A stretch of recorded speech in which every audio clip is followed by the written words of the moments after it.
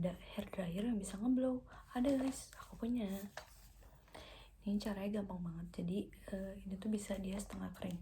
Jadi kenapa dia bisa ngeblow? Karena atasnya tuh kayak dirubah gitu dari hair dryer ke yang untuk ngeblow ini. Nah caranya gimana? Jadi ini ada kayak kecepatannya gitu. Terus ini ada tombol buat kanan atau kiri. Jadi dia bisa muter sendiri. Terus misalnya juga kalau kalian mau ngeblow langsung kan.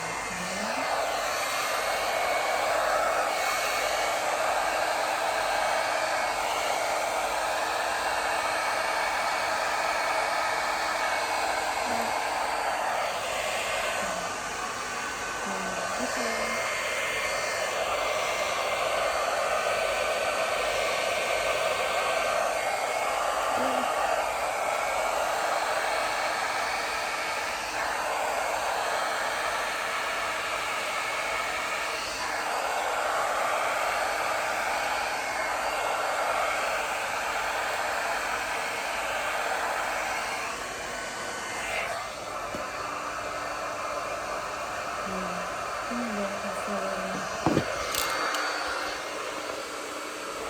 Maaf, ini udah jam 9.